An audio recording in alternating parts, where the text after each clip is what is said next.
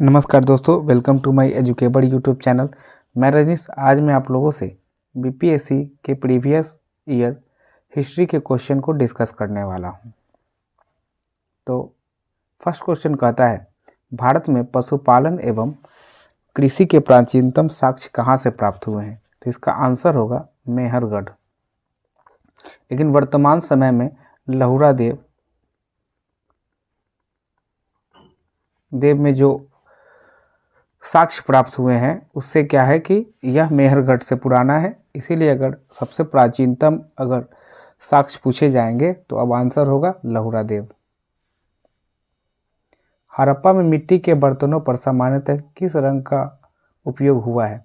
तो इसका आंसर लाल होगा। हड़प्पा के जो बर्तन थे, खास करके उसका नाम था चित्रित धूसर मृदभांड, लाल मृदभांड थे जिस पे लाल रंग का चित्रकला या कला किया गया हुआ था। निम्नलिखित में से कैल्कोलिथिक युग के नाम से किसे जाना जाता है? तो ताम्रपाषाण युग को कैल्कोलिथिक युग कहा जाता है। इस काल में पत्थर और तांबा का उपयोग होता था। सिंधु सभ्यता में निम्नलिखित में से किस युग में पड़ता है? तो सिंधु जो सभ्यता है वो आदि ऐतिहासिक काल का सभ्यता है। आदि ऐतिहासिक काल वैसे काल को बोलते हैं जिसमें लेखन कला का विकास हो चुका है लेकिन उसके लिपि को अभी तक पढ़ा नहीं जा सका है, तो ऐसे काल को आदि ऐतिहासिक काल कहते हैं। और हड़प्पा सभ्यता के साथ ऐसा ही संबंध है। अब कहते हैं ऐतिहासिक काल, तो वैसा काल जिसका साहित्यिक स्रोत और पुरातात्विक स्रोत दोनों हो तो उसे ऐतिहासिक काल कहते हैं। और प्रागैतिहासिक काल वैसे काल को बोलते हैं जिसका साहित्यिक काल इतिहास नहीं मिल पाता है, उसको पुरातत्व के आधार पर डिस्कस किया जाता है। सिंधु घाटी सभ्यता की सबसे महत्वपूर्ण विशेषता क्या है? तो पक्की ईंटों से बनी इमारत इसका सबसे महत्वपूर्ण विशेषता है। निम्नलिखित में से कौन सा एक हड़प्पा का बंदरगाह है? तो हड़प्पा का बंदरगाह है लोथल है। सिकंदरिया मिस्र का बंदरगाह है। महास्थाना मौर्यकालीन स्थल है जो बांग्लादेश में वर्तमान में है। निम्नलिखित में से किस हड़प्पाकालीन स्थल से टेराकोटा का हल प्राप्त हुआ है? तो इसका आंसर होगा बनावली। बनावली से क्या है? टेराकोटा का हल प्राप्त हुआ है। धौलावीरा से क्या है? तो धौलावीरा ये भारत के 40वां विश्व धरोहर सूची में शामिल है, जो यूनेस्को का विश्व धरोहर है उसमें। और ये क्या है? यहाँ पे 10 चिन्हों वाला शिलालेख मिले हैं जो धौलाधर में स्थित है। कालीबंगा, जूते हुए खेत के साक्ष्य, लोथल, गोदीवारा या बंदरगाह। निम्नलिखित में से किस हड़प्पन नगर में जूते हुए खेत के निशान मिले हैं? तो कालीबंगा में। निम्नलिखित में से कौन हड़प्पा और मोहनजोदड़ो के उत्खनन से संबंधित नहीं है?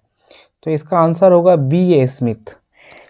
R.D. बनर्जी, M.N. वत्स और जो ये K.N. दीक्षित है यह हड़प्पा स्थलों की खोज से संबंधित है। B.A. स्मिथ नहीं है। बोगाज कोई का महत्व इसलिए है, तो इसका महत्व किस लिए है? तो वहाँ जो अभिलेख प्राप्त हुए उसमें वैदिक देवी देवताओं का वर्णन किया जाता है। यही आंसर सही है। यहाँ पे वरुण, नातस्य और इंद्र का चर्चा किया हुआ है। प्रसिद्ध 10 राजाओं का युद्ध किस नदी के तट पर लड़ा गया था? तो परुसनी नदी के तट पर यह युद्ध लड़ा गया था। और एक तरफ सुदास की सेना थी तो दूसरी तरफ 10 जनजातीय राजाओं की सेना थी। 10 जनजातीय राजाओं की तरफ से उसके जो गुरु थे वह विश्वामित्र थे और सुदास की तरफ से ऋषि वशिष्ठ थे। लेकिन सुदास का विजय 10 राजाओं पर हुआ इस युद्ध में। इसे हाईडे स्पीड के युद्ध के नाम से भी जाना जाता है। ऋग्वेद का कौन सा मंडल पूर्णतः सोम को समर्पित है? तो ऋग्वेद का 9वां मंडल पूर्णतः सोम को समर्पित है। यह एक देवता का नाम भी है और एक पेय पदार्थ का भी नाम है। ऋग्वेद संहिता का 9वां मंडल पूर्णतः किसको समर्पित है? तो यह सोम और इससे संबंधित जो पेय पदार्थ है उससे संबंधित है। गायत्री मंत्र किस पुस्तक में मिलता है? तो गायत्री मंत्र का उल्लेख ऋग्वेद में मिलता है और ऋग्वेद के कैवें मंडल में? तो तीसरे मंडल में। तीसरे मंडल में मिलता है। और इसकी रचना किसने की है? तो विश्वामित्र ने। विश्वामित्र ने गायत्री मंत्र की रचना की है, जिसका उल्लेख ऋग्वेद के तीसरे मंडल में मिलता है। निम्न में से किस भारतीय दर्शन ने परमाणु सिद्धांत का प्रतिपादन किया? तो वैशेषिक दर्शन में इसका परमाणु सिद्धांत का उल्लेख मिलता है, जिसमें कहा गया है कि सृष्टि का निर्माण अणु से हुआ है। महावीर स्वामी का जन्म कब हुआ था? तो महावीर स्वामी का जो जन्म हुआ था वह 599 BC में हुआ था और उसकी माता का नाम जो था वह क्या था? तो त्रिशाला था। क्या था? त्रिशाला।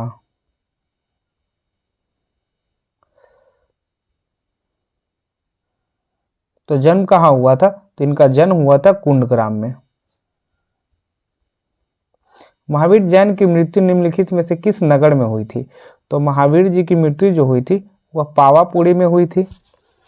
और कब हुआ था? तो 1527 BC में हुआ था। समझ गए? 72 वर्ष की आयु में।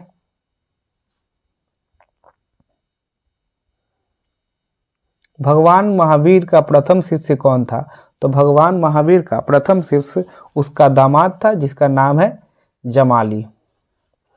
और भगवान महावीर की बेटी का नाम है प्रियदर्शना।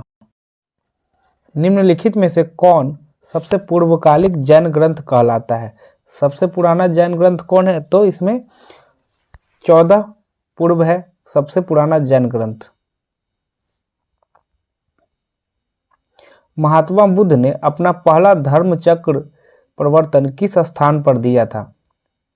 तो पहला धर्म चक्र प्रवर्तन महात्मा बुद्ध ने सारनाथ में दिया था। सारनाथ में जब उनको ज्ञान की प्राप्ति हो जाती है तो महात्मा बुद्ध को ज्ञान की प्राप्ति कब होती है? तो वैशाख पूर्णिमा की रात में पीपल वृक्ष के नीचे ज्ञान की प्राप्ति होती है। गौतम बुद्ध को जब ज्ञान की प्राप्ति हो जाती है तो उन्हें गौतम को जब ज्ञान की प्राप्ति हो जाती है तब से उन्हें बुद्ध के नाम से जाना जाता है और 5 सन्यासियों को प्रथम बार उपदेश दिए थे, जिसे धर्मचक्र प्रवर्तन के नाम से जाना जाता है। महात्मा बुद्ध का महापरिनिर्वाण कहाँ हुआ था? तो महात्मा बुद्ध का महापरिनिर्वाण कुशीनगर में हुआ था। महापरिनिर्वाण का अर्थ था मृत्यु। तो यह कुशीनगर में हुआ था और अति रक्तसार के कारण सबसे बहुत ज़्यादा रक्ततिसार जो हो गया था उसके कारण इनकी मृत्यु हो जाती है। त्रिपिटक किसकी धार्मिक पुस्तक है? तो त्रिपिटक बौद्ध धर्म की धार्मिक पुस्तक है। त्रिपिटक 3 है: सूत पिटक, अभिधम पिटक और विनय पिटक।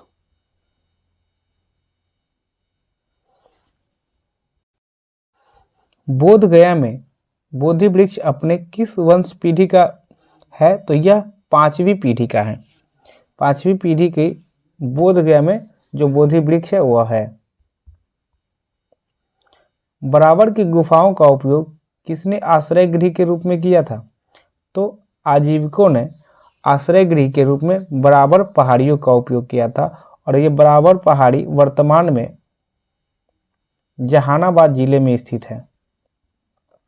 और इस पहाड़ी में आजीविकों को गुफा किसने दान किया था? तो अशोक ने।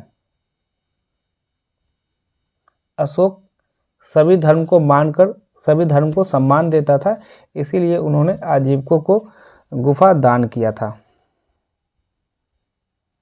अगर वीडियो अच्छा लगा हो तो लाइक करें, कमेंट करें, शेयर करें, साथ में मेरे चैनल को सब्सक्राइब करें और बेल आइकन